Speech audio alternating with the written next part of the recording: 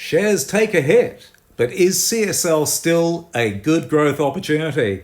And this story is published today by the Sydney Morning Herald, and the journalist is Emma Cohen. And we've actually written to Emma Cohen asking her if she'd like to talk about the fact that CSL are guilty of Australia's worst treatment scandal and the deaths of 1,400 haemophiliacs. But of course, Emma's not interested. But let's have a listen to what Emma has to say, and I might comment on a few of these things as we go through the article.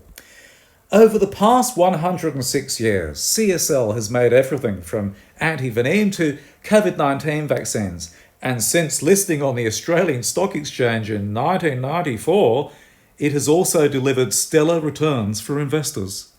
Now, I just want to say something about this. Stellar returns. I think Emma Cohen and the Sydney Morning Herald would probably put that in a different way if they knew that CSL had actually covered up child murder just before its privatisation. In fact, that was the reason for its privatisation. You see, the Australian Labor government in the early 1990s discovered that CSL had knowingly distributed contaminated blood treatments to patients with the bleeding disorder haemophilia in Australia, and not only that, that exported it throughout our region and overseas, throughout Asia, even though it was contaminated. Oh my goodness me. And they didn't even want to use sterilisation techniques to remove the contamination. The available techniques that they had could have removed Hep C and HIV, but they didn't want to do that because it would increase costs. And we've actually got those documents. And we gave it to a legal investigation overseas that is investigating CSL for potentially exporting contaminated blood to the UK, where a patient over there believes he may have received an Australian-made product that gave him Hep C and led to liver cancer. Okay, so the Sydney Morning Herald and Emma Cohen would do everyone in Australia a service if they actually told the fuller story of CSL's privatisation rather than just saying it's all about how it delivers stellar returns. I think covering up child murder is, I don't know if that's stellar returns. If that was the case, Adolf Hitler would be the darling of the stock market, wouldn't he? Hey? It's not really good enough, is it? But anyway, the pharmaceuticals maker has seen its shares soar more than 550% since they began trading. Well, I bet they did. Because the world didn't know the fact that this company, had criminally defrauded the Australian public in this hastily arranged privatisation so it could escape before people found out about its cover-up. Okay?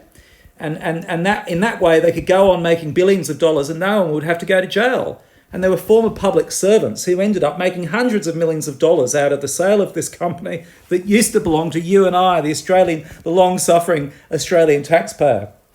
And so it says here, many Australians have exposure to the business, even if they don't own its shares directly, with many superannuation funds holding a significant amount of the company. Aha, Emma Cohen and the Sydney Morning Herald. Hey? Years ago, you used to write stories about the contaminated blood scandal. Not anymore, Emma Cohen, eh? Hey? Not good for your advertising dollar, eh? That's right. But you see, now we're getting to why it is that the government doesn't want to go near CSL, because, you see, if they pull up CSL for murdering haemophiliacs, then that might risk all these superannuation funds, and it might cause all this financial problem because Australia has basically built a $140 billion private company on top of the ashes of 1,400 murdered haemophiliacs, and they do not want to dig any of this up, exhume any of what they've done, They don't want to do that. Instead, they just want to censor groups like Infected Blood Australia, and attempt to jail people like me, Charles Mackenzie. And I actually end up getting messages, which I've given to the UK Infected Blood Inquiry, from credible sources saying how this company and the Australian government or the Australian Labor Party, the connections that privatised it, want to bump me off. How outrageous. I'm just a patient, for goodness sake. I was a child when I was infected. I've been campaigning all my life, campaigning for Australia. This is our nation's deadliest medical scandal, and I've got these punks. Apparently they want to do me harm. Well, I'll tell you what, there's a whole bunch of people who know about you now, so it'll be a very costly murder. And by the way, if you see anyone wearing an eye patch who works for CSL or works for the Australian government, they'll be the ones that took a shot at me, because I'm going to stab their eyeball right out if anyone comes near me. You can be sure of that. Or should I say punch it right out with my right hook.